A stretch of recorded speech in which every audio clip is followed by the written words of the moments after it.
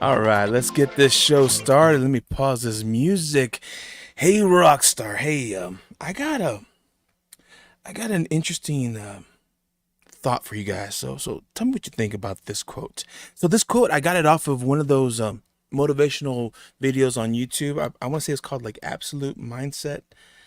I don't know why my phone decided to start up on me, but it is what it is. Here we go. This is actually off of Absolute Motivation YouTube videos. But basically, the thought is this: you don't get what you wish for, you don't even get what you hope for, you get what you believe. Welcome to Hey Rock5tar. I am your host, Josafat El Guapo Emiliano. Sit back, step back, get ready, because you're in for a good ride. And Miguel, do the thing, yo. One, two, three. One, two, three. Let's go. Hey Rockstar, welcome. This is a show devoted to bringing value to those interested in starting a side hustle or side business. Whether you're looking to be dual vocational, full-time, part-time, or sometime, I bet our stories will entertain you, encourage you, and empower you to become the rock star of your business and industry.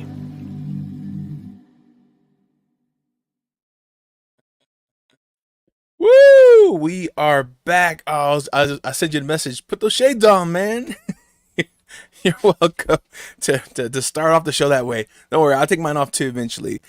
All right, ladies and gentlemen, boys and girls, this is Hey Rockstar, and we have a great guest for you today. Just a quick note for those of you who are tuning in for the first time and you just want to be a part of this show, you're more than welcome to jump in the chat either on YouTube, Facebook, or LinkedIn.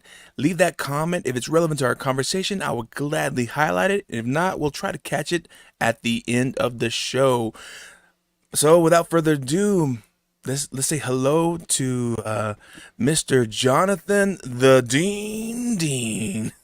Just the Dean. How are you doing, my man? I'm fine. How are you, Safat? Doing all right, all right, all right. How's Maryland today? It is a nice fall summer day. So we got our second or third summer that we're dealing with right now. Oh man, you know, Yeah. I need to talk to you probably after the show about this. I forgot to talk about Baltimore. There's something about Baltimore that I just need to go check out.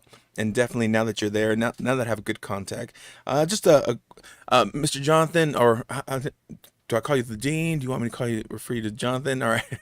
Whatever. Jonathan is he is he's a certified coach with Dream Builders, and so we're about to come in and talk about, oh man, just building your dream, or just talking about why he even started this such. So him and we got associated back with Tag Talks. Like I said, I met a lot of great people. We got a great roster of people lined up to come and share their value, their reasons, and their stories. Because we're here about stories. We're here to share the stories of leaders and entrepreneurs who are doing it, so that you can be inspired, you can be entertained, encouraged, and empowered to go off and become the rock star of your business, of your life, of your dream. So without any more further ado, Mr. Jonathan, just share a little bit about your story, and if you want to, you can just go in and how you even started where you're at today. Oh, okay. So where do we begin? Let's go back to 1991. You It's a good know, year. I'm working, or actually, we'll go back to 1990. I'm working at a credit union. I'm a few years out of high school, not sure where I was going, what I was doing. And then 1990, of course, we got Gulf War One's kicking off. And then Yeah. um, I didn't know what to do with my life. And I grew up in a military area. I mean, I had Army, Navy, Air Force, Marines, Coast Guard, all of it, all around me my entire life. And so I decided, hey, let's go do the Air Force, because I knew with the Air Force, I could travel, I could go to school, I could do all those things. And so I went off and joined the Air Force in 91. And then I retired from the Air Force in 2011, became a federal employee in 2011, the same time. And that's all significant to the dream building, because early in my Air Force career, I learned and decided that, hey, I want to do a 20-year career. I even asked them, when I was coming up for, my first reenlistment, I said, hey, can I just do a 20-year contract and call it done? And they were like, no, it doesn't work that way. And I was like, all right, whatever. So I had, so I reenlisted for the longest contract period that I was able to enlist for at the time. And then I just kept reenlisting and, finally got the 20 years in and retired. And that was the vision that I cast for myself. Mhm. And, Solomon says, people without a vision perish. So I had that vision, and so the vision also was that once I retired, I would use my military career to translate into a government career, which I did. And here's the cool thing too for me is that, the vision that I cast was very specific. I want to do a 20-year career. I want to do a 20-year career. And I kept saying that every day, 20-year career. And so I came up and God said, all right, here's 20 years, we're done. And I was like, oh, okay. Because by that time I was like, well, let's do a little bit more. But no, God said, you said 20, here's 20, and we're done. And then we moved right into the government career and had a phenomenal time doing that with the Uniformed Services University as a training instructor. And then and that was in 2011 and 2015 was offered a position with the National Institutes of Health as an administrative officer. And then this year in January, I resigned from that position because it was a very toxic environment. And, as you and I were talking about before the show, you hit that burnout. Yeah. And what I realized December last year was that mentally, emotionally, spiritually, I had been dying for a while. And then in the end of December, I realized that I started physically feeling that death in my own bones. And I was like, oh, this is, it scared me. And then I pulled the trigger and decided just to resign. And I'm so happy that I did. But a little bit prior to that, I, back in, I think it was 2011 when John Maxwell and his people launched the John Maxwell team. And I got interested in that. And I was working with one of the counselors there. And I initially didn't pull the trigger when they first opened it up. And then a few years later, the counselor that I was working with reached out to me one day out of the blue. Hadn't spoken to him for quite a few months. And he reached out to me and said, hey, the price is getting ready to go up, but I've got these 5 scholarships and I saved one of them just for you. And I was like, okay. So he gave me the breakdown and I was like, oh, this is a no-brainer. I got to do that. So I went in and I got the John Maxwell team certification. So I've got that in my wheelhouse as well. Hey, you're one step ahead of me in that one. And then, but I really didn't know what to do with it. I knew I wanted to do something with it and move forward. And then, I was fully entrenched with my government career at this point as well. And then, we had the pandemic kick off, or what I like to call the fear-demic. And we were supposed to go 2 weeks, to flatten the curve. And then, 2 months in, we're still sitting at home. And one of my business coaches and mentors in a network marketing company that I'm with, Miss Leanne Gabriel, she called me up and she had been calling other members of our team and saying, because she had noticed that, we were kind of hitting this malaise. We were just, something wasn't right, So she reached out to a bunch of us and said, hey, Darren Hardy's got this program that he's launching. Do you want to join it? Because a bunch of us are joining it together to do it together. And before she even finished, I said yes. I needed something. And if she hadn't reached out to me, I don't know what would have happened, because I was definitely beginning to feel that burnout.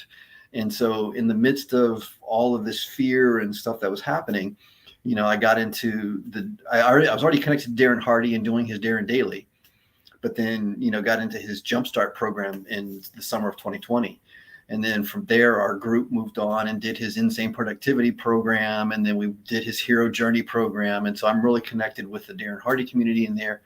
And in the midst of all of that as well, I got introduced to Mary Morrissey, her Brave Thinking Institute, and her Dream Builder coaching certification program, and was talking with one of her counselors. And I was like, oh, yeah, this makes sense. Let me, so I went off and finished the course of study with her program and got the certification to be a Dream Builder certified coach. So I have her curriculum, and I'm using her curriculum to help people live life by design. And again, if I hadn't done that, I don't know if I'd be here today. And the title that you had for me, he dreams of castles. It was in the midst of going through the training for the Dream Builder certification and attending Mary Morrissey's events, the Dream Builder Live events that she has, that I remembered what my dreams were. And when I was, 4 and 5 years old, I had these building blocks, and I would build these elaborate castles. And I mean, they were, I built them, and I was sitting in the middle of them and everything. And, and there's this one photograph out there. It's a Polaroid. It's been lost to time, but in my mind, I still have it. My dad took a photo of me of one of the castles that I'd built, and with me sitting in the middle of it and everything. And it was when I was attending one of those Dream Builder Live events with Mary Morrissey that I remembered castles were something really important to me, and so I started looking, at that event, well, can you buy castles? Because I just figured they were all, historical buildings, but, you can actually buy castles. There are castles out there all over the world for sale, and I particularly was looking for the ones in Germany, and there's some nice ones in Germany for sale. So that's where that came from.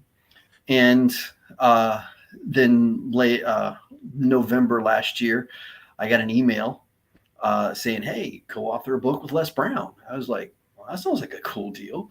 So I, registered for that to meet the gentleman that was putting that forward. And that was Raul Lopez Jr., founder of Tag Talks.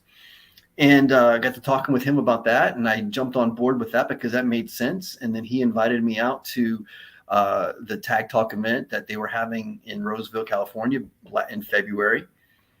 To speak on stage. And I did that because even before I had made the decision to resign from my government job, and I want to be very specific about, I resigned. I did not retire, because there's, some people out in my world, are trying to convince the rest of the world that I retired. And it was like, no, I resigned. There was a very specific reason for resigning.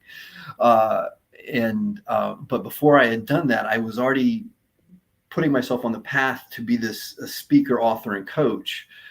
And then I've just been able to kind of fast track that with resigning from the government career.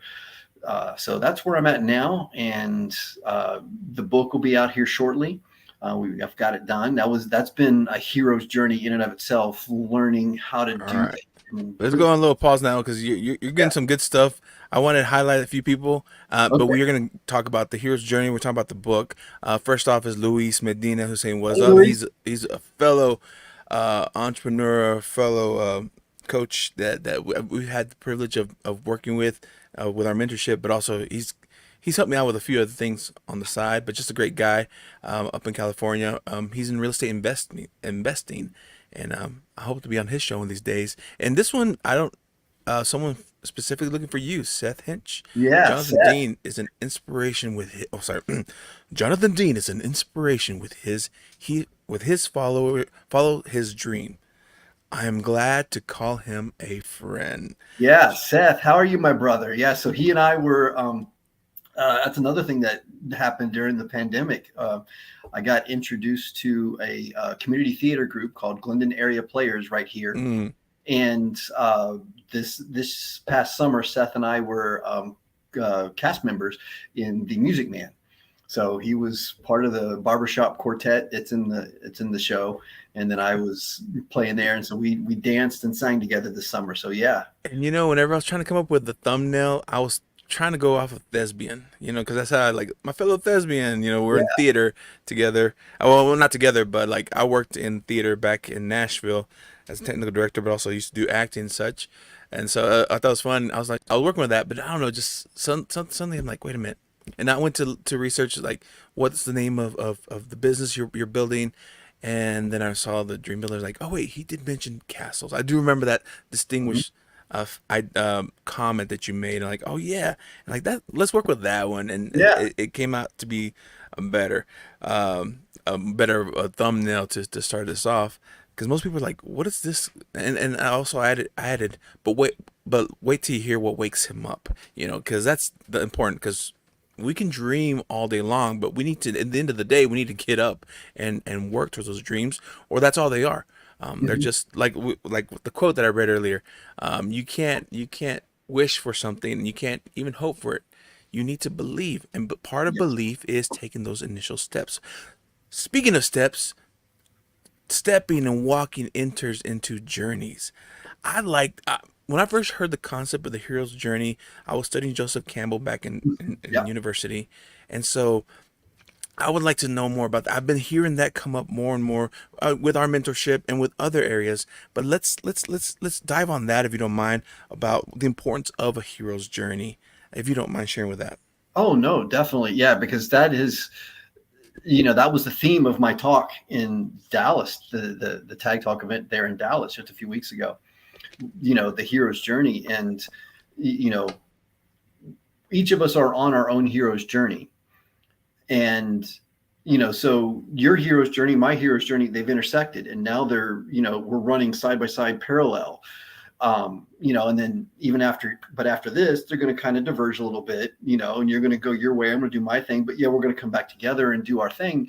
And so sometimes the hero, this was the point I was trying to make in Dallas, was that sometimes the hero in your hero's journey is not you, Hmm. it's somebody else. Like, for right now, you're the hero in my hero's journey. You invited me here on this podcast and to do this, and I'm grateful for it, and it's helping me build my presence, and that, so you're the hero for my hero's journey right now.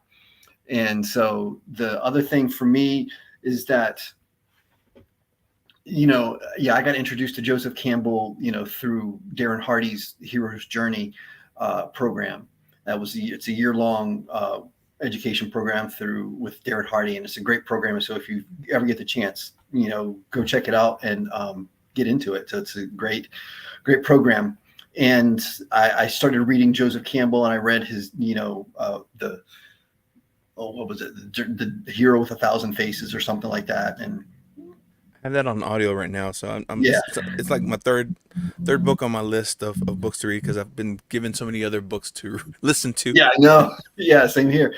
So I got introduced to that, and I read what he wrote about the hero's journey. But the thing for me, was that he was trying to draw that the story of the hero's journey from all across the multiple cultures across all of the planet, Yeah.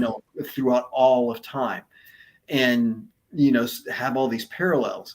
For me, though, what I see is that you have all these different heroes' journeys. You have the Buddhas and the Krishnas and the Taoists and all the different um, other faiths and religions.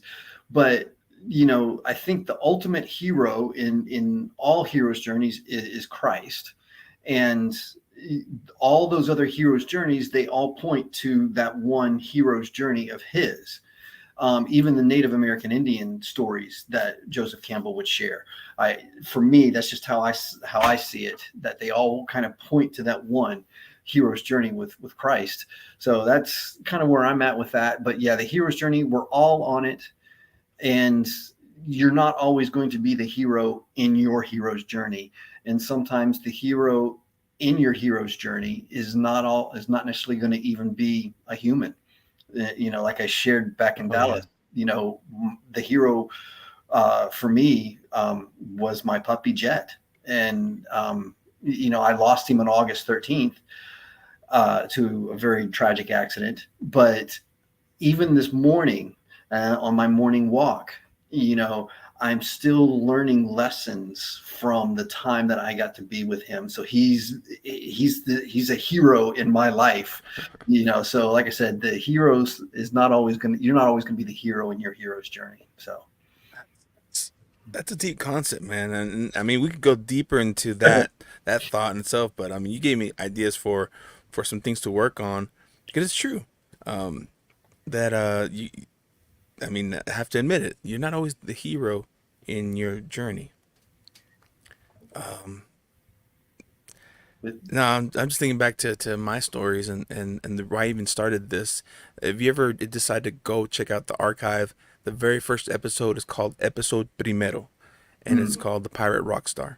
And I'm just gonna simplify the story. Basically, the story was I woke up once after I'm the youngest of four, and there's a big age gap. So my siblings were pretty much out of the house before I was like of age, so I kind of felt like an only child. But at this point, before I started going to school, mom had already sent the kids, the rest, my siblings to school, and I was left. And I woke up, and there was breakfast ready, and I sat down to eat, and I just kind of told my mom, "Hey, mom, I know what I want to be when I grow up."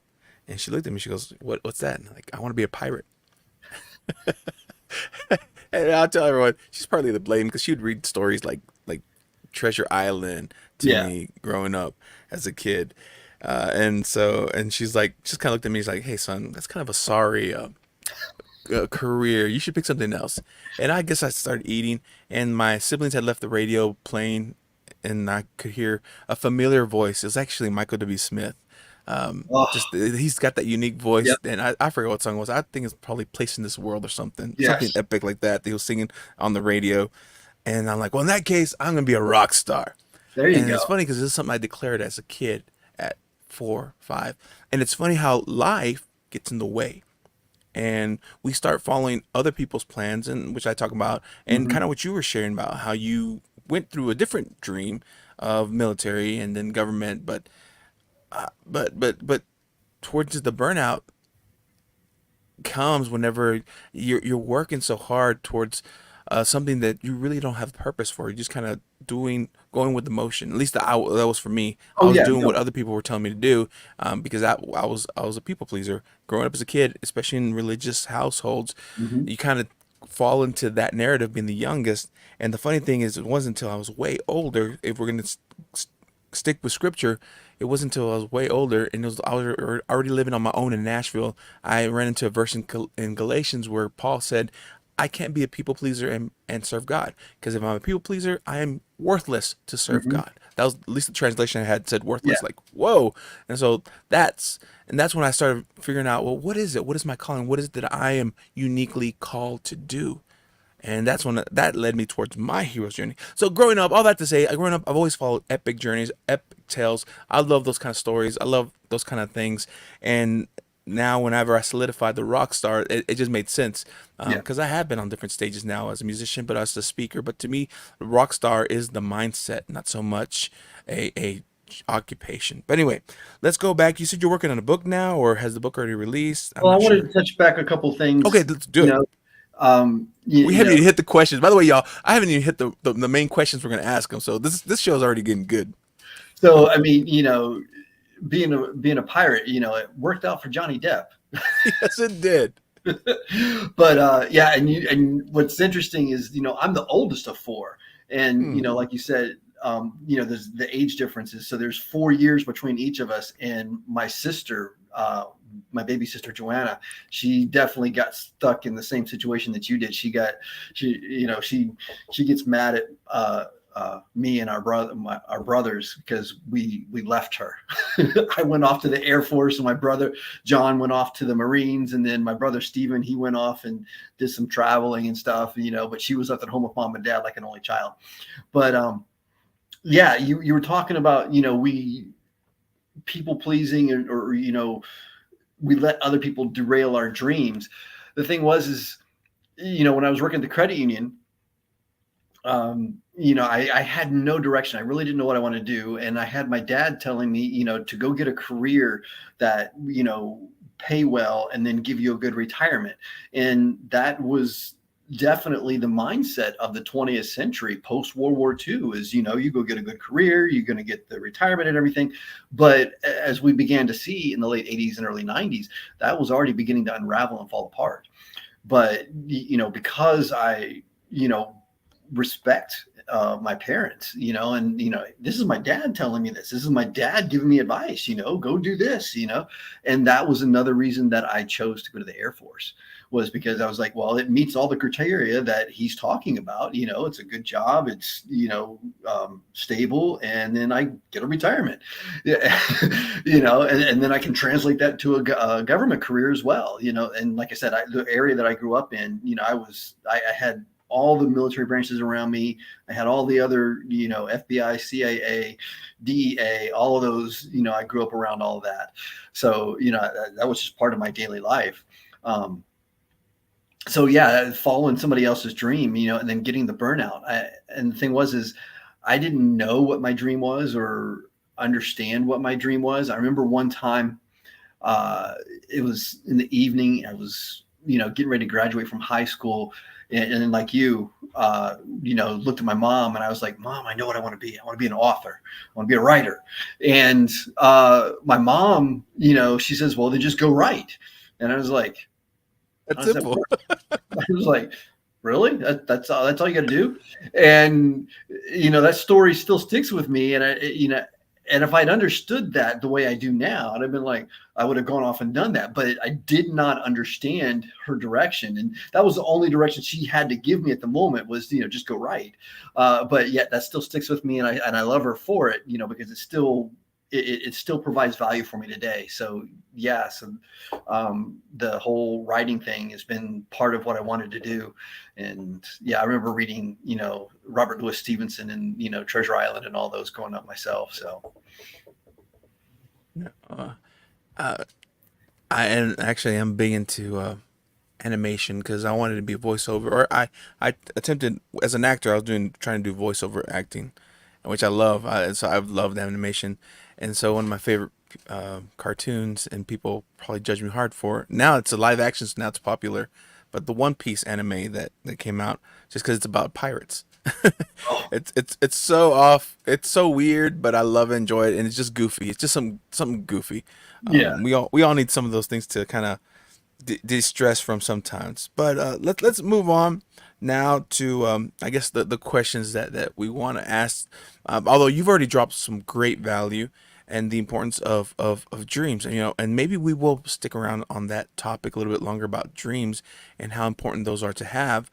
And maybe if someone doesn't know where to even start to find their dream, because you mentioned that. Because if you don't mind me picking at you a little bit, what kind of helped you discover your dream? So you mean way Or back like, or now? yeah, I guess currently now, or maybe what led you to where you're at now. So, I shared, how I got into the John Maxwell team Hmm. certification. I finished that, and of course there's the coaching that they have, or you can become a coach with that. You can become a speaker with that. And there's different avenues with that. So I got the certification, and I was like, okay, I want to do this, but I didn't really know how to do it. And then, of course, like I said, with the fear demic, I got to a point where I was really scared. I didn't, I'm here, I'm working from home, and, things were getting crazy. And of course, that's why I call it the fear demic, because I could feel the fear, and the fear was palpable everywhere you went.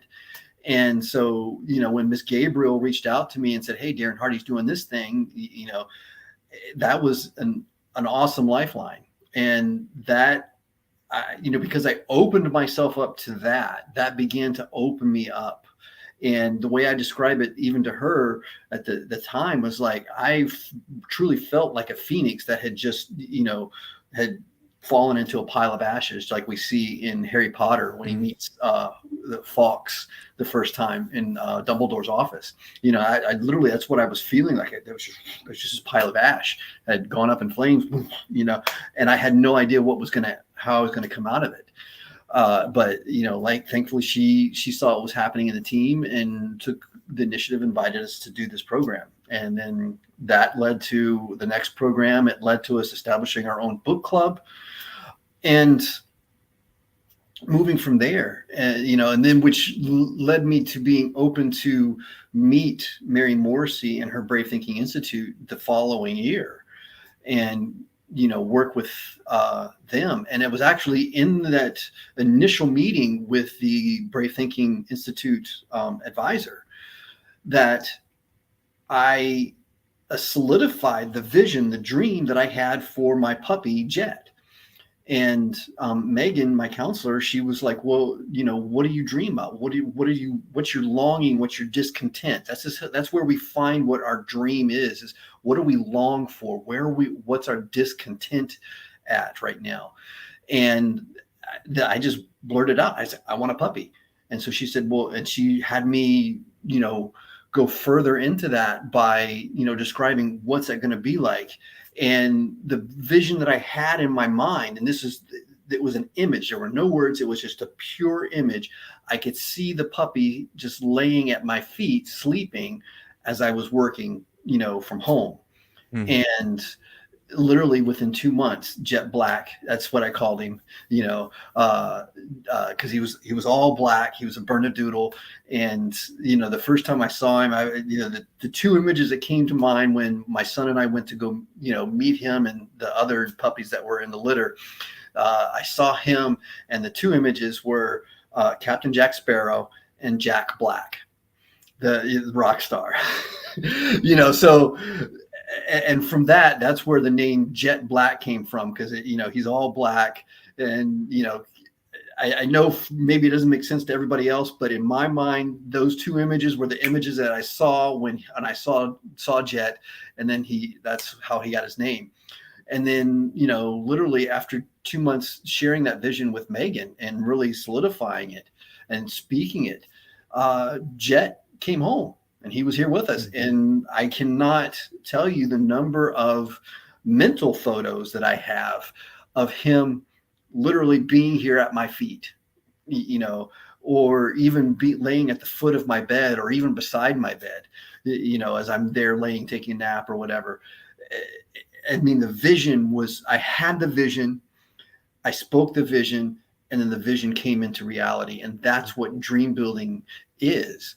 And so that's, coming back to the castles, you titled this He Dreams of Castles. And it was, Brandon, our other coach from Tag Talks, he had us on the panel there in Dallas, and he brought up how, castles are my thing.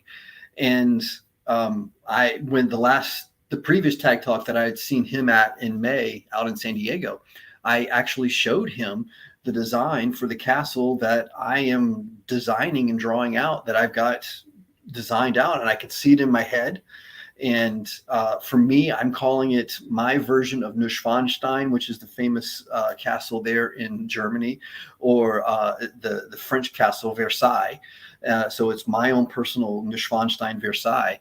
And the vision that I have for this is that it's going to be a 9-building complex in a grid.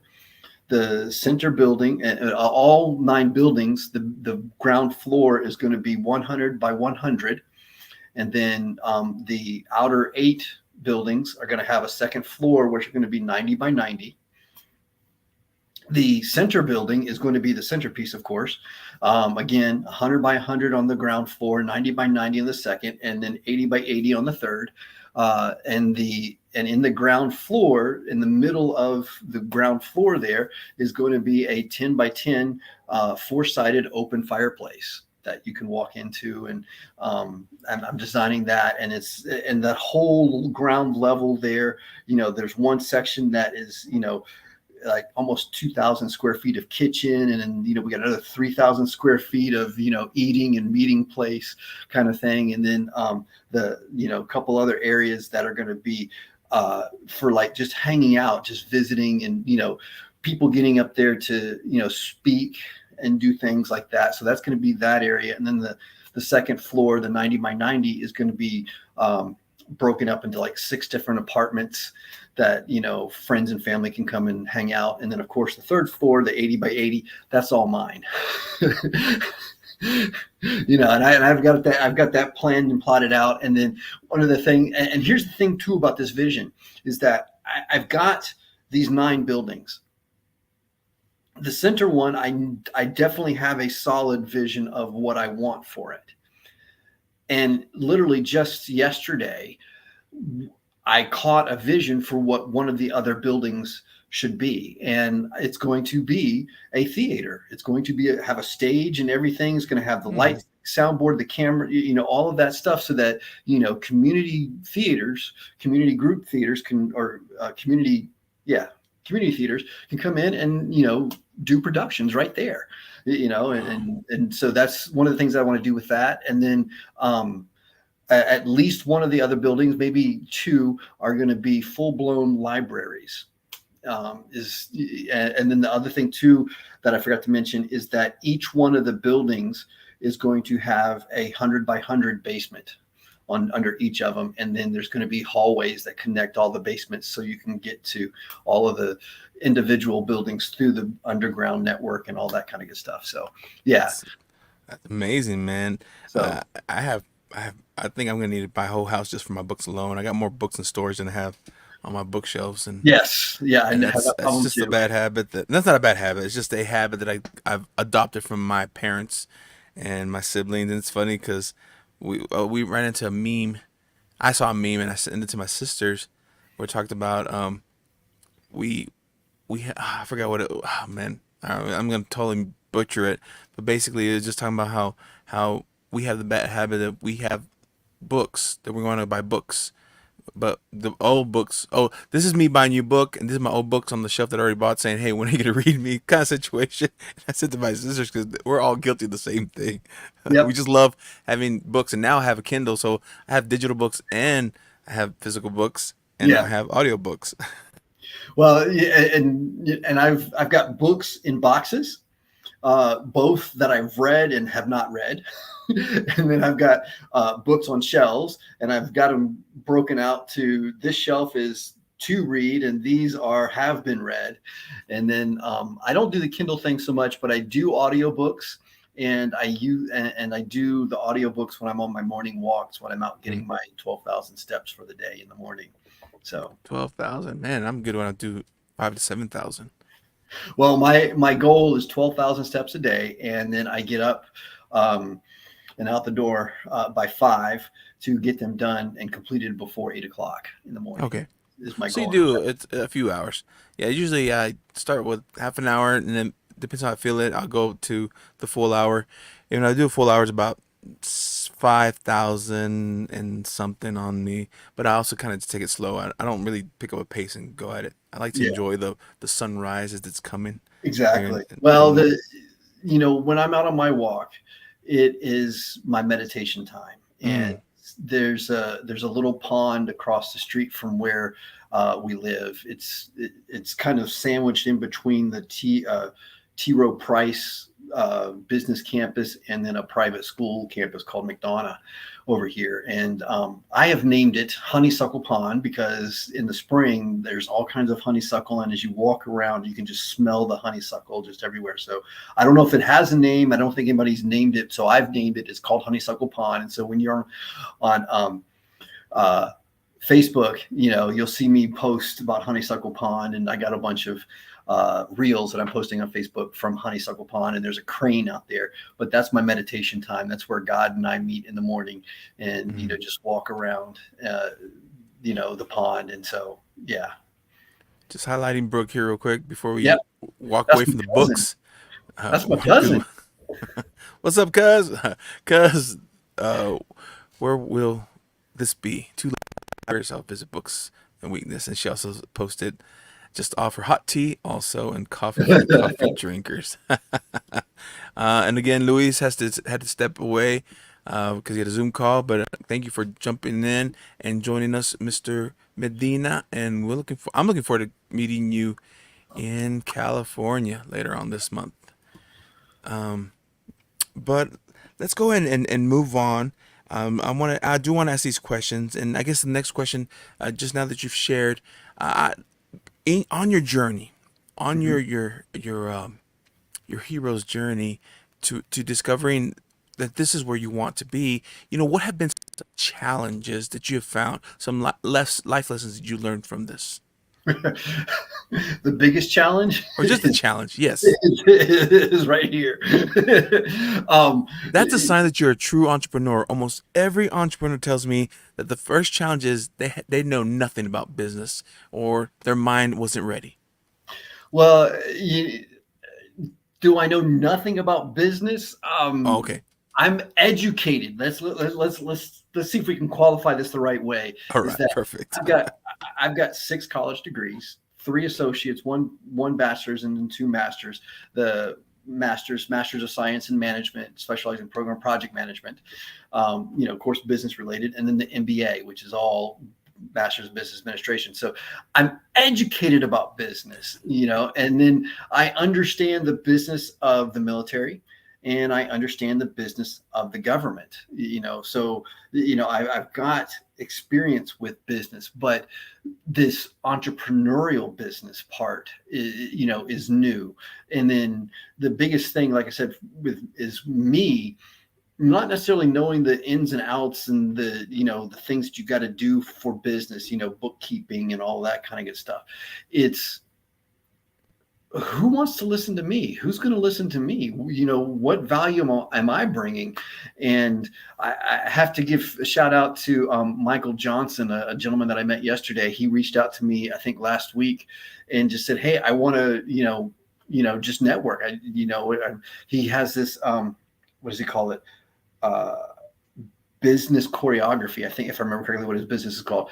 And he's like, I just want to, network. And so we had a Zoom call yesterday, he and I, and got to sharing. And I'm so grateful for the things that he said. He is like, you've got a lot of stuff and people need to hear it. So get out there and share it. I was like, wow, Mm, and but yeah, so who wants to listen to me? And I have to get past that. And I've been getting past that. And then that's, Raul and Brandon have been really big on, Raul, you hear all the time says, your wisdom is not common knowledge, amen. so, and then just learning that. And then, you know, I, I was surprised and taken aback by the response that I got from all of the people at the Dallas event, the Tag Talk event there.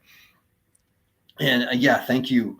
Um, because I remember getting up there and sharing, and I actually forgot part of the things that I wanted to talk about, but the things that I did mention, they went over really well, and I'm still getting tons of feedback from people that were at the event. And thank you if you're here listening, or if you're going to hear the recording. Thank you for everything. I appreciate everybody that was there and that shared and encouraged me still. So yeah, just getting through that, breaking through and pushing through that. Oh yeah, Allison, yeah, imposter syndrome. um, and yeah, just getting through that and realizing that I have a voice and God gave me this voice. And King David wrote in Psalm 119, I don't remember which verse it was, but it's been really important to me. The earth is full of thy mercy. Teach me thy statutes. That's David speaking to God, saying, that the earth has this voice, and help me understand the statutes that you've placed there, and understand that and share that out. And then that was David's hero's journey. He was putting that out there and saying, help me understand these statutes so that I can share them with everybody else and be the king that you want me to be. Awesome. It's awesome. So we are our own worst critics sometimes, Yes. our worst enemies. And yes, imposter syndrome, that's something that I definitely have dealt with as a speaker, even though I love performance. I love being up there and speaking and I don't want to say showing off. That's where I flourish the most, or have the most fun. But at the same time, yeah, I needed to hear what Raul said um, about our wisdom is not common knowledge. That's Yeah. that's that's gold right there. I mean, I could do a whole series on that alone. Oh, yeah. Um, and especially for those of us who have lived a pretty fulfilled life. A lot. I mean, my 20s to 30s. Out of college, I spent them traveling and experiencing the world and get to see all this stuff. So I have stories. I have experiences. And it's funny because I don't look as old as I am. So whenever I start sharing these, people are like, how old are you? But so what have been some now that you've been at this game, what have been some just great life lessons or takeaways that you've earned through your journey? So, um, I think the one thing that I really want to share is one of the other coaches in Brandon's uh, team of coaches, Rafal. I will not even begin to say his last name. I know I should be able to say it, Shout out to uh, Rafal. but yeah, Rafal. He is an awesome gentleman, and I love what he shares and how he encourages us all the time. And about 2 3 months ago, he shared a book. He was like, I think it was the first book that he read back before he started his entrepreneur journey himself, and it was this, his coach or boss or somebody said, "Hey, go read this book." And Rafal was like, "I don't read books," but he went on and got this book, and it's called A Happy Pocket Full of Money. Just downloaded it. I need to start it. And no, you don't listen to it. Okay. Go get Go the get that- the actual read it. tangible Yeah, book. All right. and then do the listening to it, um, afterwards. But That's it fair. is That's fair. just there that I just recommended the book to another friend of mine last night. She reached out to me and was talking about her struggles and what she was dealing with, and she saw what I've been doing with the dream building and all. And I said, "Hey, go read this book, because this is not just going to um, how did I put it? It's not just going to change the way you think. It is going to totally shift your mind. It is going to totally do a complete rework of your mind." And I like to today, say it's gonna mess you up in a good way. no, I don't want to say that. No, no, no. That's the other thing that I've really been, Huh. learning, is being careful with the words, with our words. And when we say mess up, that there's, Mm. you know, so yeah, I wouldn't want to say that. It's, we're going to clear out all the garbage, and then get a good solid foundation and build on the rock. You know, I like that. so, but yeah, so the one of the things that I've really taken away from it, I've been really paying attention to, is the I am statements. And over the past 2 3 weeks, I've really become more focused on making only positive, self-affirming I am statements. I will not use a negation in an I am statement at all. Now, if you hear me slip up, and I give you all a blank check right now. So if you ever hear me use a negation when I'm saying I am, come up, slap me, whatever, say hey, But no, the I am statement is so powerful. There's just so much power, and we don't understand how much power there is in that. And when we use a negation in there, we are creating and painting this picture in an image in our mind, that the universe, the laws that God has established, says, "Oh, okay, that's what you want. Here you go."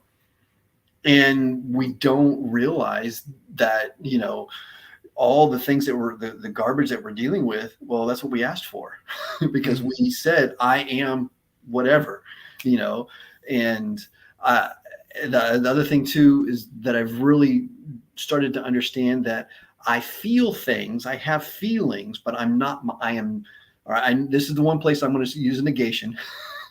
I am not my feelings. Correct.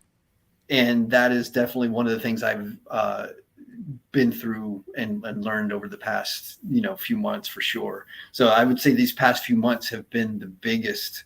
I'm at warp 10 these past few months, just use my Star Trek I like it. influence. I But like it. I don't know. I think there's value now in nerding out and whatever they call it, in being geeky, because it's in now. People appreciate that. I guess was it The Big Bang? Is that the show oh that yeah, made nerdy being funny yeah, and cool? yeah. And of course just stuff I like to listen to and watch. But no, no, these are some great takeaways. I mean, first of all, I recommend that book, even though I haven't started it yet. I downloaded it, but now I'm told I need to go find a hard copy and have that tangible. And I might add it to the little library I have right here. These are books Yeah. that have made a big impact on me. So once you start reading it, for anybody that has it or is going to get it, you're going to go through, and then each chapter he starts, breaking down sections, and each section he has this little phrase, three little sentences: I am wealth, I am abundance, I am joy.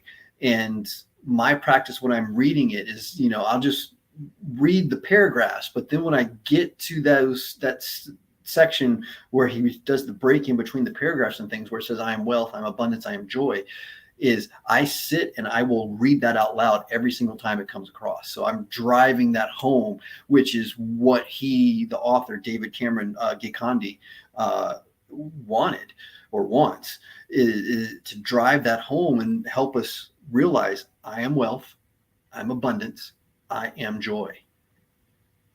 Mm. So, that would be my recommendation. If you're reading, when you are reading it, get to those, when you get to that section where you see I am wealth, I'm abundant, say it out loud. Just say it out loud every time.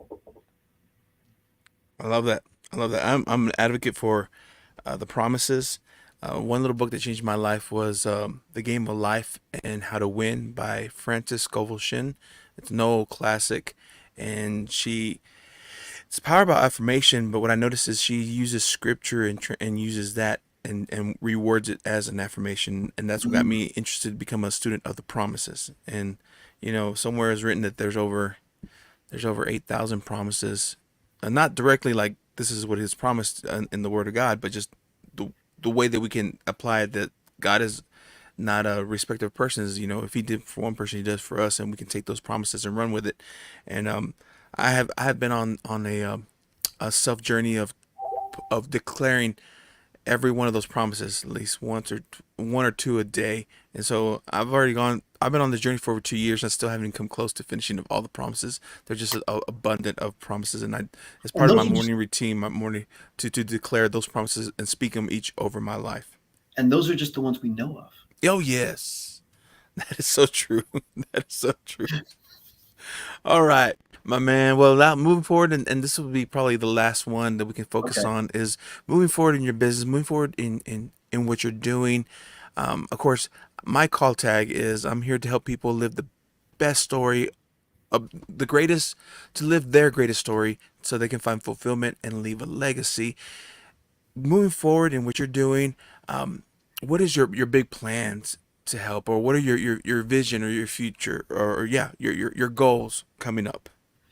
So as we've alluded to earlier, I've got the book with Les Brown. That's been a journey in of itself, learning how to do that, and really embrace what that what I wanted to put in there. And of course, the program that Raul has, called Your Story Sells, and so now that'll be coming out here shortly. No later than November. We've got the book cover to finish here, and we're working on that, so that'll be out there. But my biggest thing that I really want to achieve is to get out there and be a speaker, be an author, be a coach, and help people help everybody remember that we are dreamers, and we are supposed to dream. And no matter how audacious your dream is, it's achievable. Don't be small.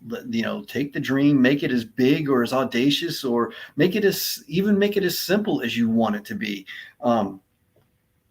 Mary Morrissey shares a story of a woman at one of her events, and the woman was just in tears and crying, and telling Mary, "I can't dream. I don't know how to dream." And Mary just does what she does and calmed her down. And then she's like, "Well, what would you like to do? What's some things that excite you? This is your longing and discontent coming out." And so Mary was delving into that and helped the woman start to verbalize. And the woman said, "Well, there's this place up in I think Minnesota where they go out and they work with rescued horses and things. She's, I want to be able to go do that. And Mary's like, well, okay, there's part of a dream. And she's like, well, what about, what kind of house do you want to live in? And then the lady said, well, I want to live in one of those adobe houses in New Mexico with the arched door and everything. So, the woman at the beginning was saying, I can't dream. I don't have dreams. But Mary was able to walk her through and say, you do have a dream. So don't say that you don't dream. And, we are told too often that, our dreams are silly, and they're not. No matter what your dream is, it is not silly. If you are imagining it, if you think it, if it causes a fire in your heart, then here, the other thing that I've learned recently too, as well, is that if you are calling out to it, it's because it's calling out to you. Mm. So if you have a dream in your heart, if you have a vision in your mind, if you have an image of what it is. So with me, my own personal Versailles, I'm calling out to it because it's calling out to me. And so that is what I want to get out there. And, the first musical that I did back in 2022 with Glendon Area Players was Joseph and the Amazing Technicolor Dreamcoat. And, Classic. I were there on stage, and, I know the story. I grew up with the story in Sunday school, and I know that I'm supposed to be acting, but there were so many times that I was literally in tears on the stage, and I had to find a way to wipe the tears away because, I was just overwhelmed that here we are, we're telling this story and it's dreams, and I was just like, this is just amazing. So, and I didn't, and at the time I didn't know that being on stage and being part of a community theater was part of my dream. But thanks to Amero Ballerina, who introduced me to, and he's the president and director for GAP. He introduced me to it, and then helped me realize that dream. So, Wow. Well, Dean, we did it. We did a whole hour. Been good stuff. No, thank you for sharing that. And the funny thing is, you just triggered other ideas. Like one, I can't remember if it was a minister or I read this somewhere, but someone saying that the imagination is the playground for the prophetic. mhm. And that's a powerful statement that I'm gonna have to elaborate later on that. And another thing that I'm reminded of is your dreams, no matter how big your dreams are, God's dream for you is bigger. That Yes. that definitely, and I have a whole message on that, on especially on the life of Ezekiel, that I'll share with you maybe off the clock. Yeah. Although I'm sure I did a video of it one of these days, on one of these shows. Maybe if I find out, I'll send it to you. But it basically talks about, we have our dreams, and we try our best to make our dreams come true, but because of stuff, things happen, we fail, and all our dreams wind up in the garbage. And God has to come and pull us out of the garbage and clean us up, and then reveal to us what His dream was, far greater than we could ever imagine. So dream big, Yes. because God's dream for you is even Even bigger. bigger. Way bigger. Oh, we got one more. Allison, boom. Yes. Thank you so much. She's the And official. She's the Allison is the official photographer for Gap. So oh, she does. nice. Yeah, she comes in and does the photos for us that get put up on the poster board that advertise the show and all that You kind got of some good good stuff. So shots. yeah, so I take my own she's pictures. That's what I did in Nashville. Apart from working at the Tennessee Performance Arts Center, I worked with video and photo to do a lot of behind the scenes shots and such, and fun things. But she said, I'm a photographer. Nah, no, there's she that does. imposter syndrome. Come on. She's good. She's also a coach out here too. So she's an amazing woman. Oh, She's so now I got that's two reasons to go. two people to go see up in Baltimore. Oh, I'll talk to you more off Yeah. once we're done with this show. Oh, Oh, I think my my camera just went off. No yeah. worries. I've been having I'm been wanting to get a new camera, but let's just go with the regular FaceTime. We're about to end Yeah. the show anyway. Yep. So, There we go. boom. It's not as pretty as, as the other camera, but that's okay. It's all about the content. It's all about the value. Jonathan, any last things you'd like to just share before we bring this show to an end? Mm. At the moment, I just want to keep, don't let your dreams, be squashed or silenced. I did not dream, or I didn't get the opportunity to dream or explore my dream or find out what my dream was back in the 90s. And, out of respect for my father, I did what he recommended. Now I know he gave me that advice out of love. And, he was giving me the best guidance that he had available to him. But, that is not how I'm guiding my son. I'm telling my son, let's dream, and Yeah. so, get into a place, find your dreams, explore your dream. Don't be afraid. And like I said, let it be as audacious as you want it to be. If you want 1,000 acres where you can build a 9 building Versailles complex with a 10 by 10 4-sided walk-in fireplace, let it be that, or whatever it is, I want a hacienda. there you go. So Uh, yeah, So I added a tag on the description for those of you who would like to learn more. I'm looking at the wrong camera. Gotta look at this one. For those of you who'd like to learn more about working with Jonathan, I put his website there so you can reach out to him and connect with him and find out how to even dream again and work towards finding your dream. Besides that, Jonathan, any other, if you want to be found any other way, how could people find you online? I'm on Facebook. That's mostly where I'm at. So, hit me up on Facebook or Facebook Messenger, and let's connect there. Perfect. Perfect. Well, once again, ladies and gentlemen, boys and girls, this has been Hey Rock5tar with our guest Jonathan the Dean. Dean, I'm your host, Josafat El Guapo Emiliano, coming to you all the way from Andrews, America, and Baltimore, Maryland. Right? Yes. I thought it was Baltimore. I couldn't remember. I thought you mentioned that once. But anyway, until next time, we just ask you to just take all this information, take this value. Hopefully, if you found entertainment, you found empowerment, and you found encouragement to go out and live your dream, become the entrepreneur, the business owner, become live the greatest story that you can possibly live so that you can find that fulfillment and leave a legacy. So until next time, we want to give you much love, wish you much love, and many blessings. Until next time.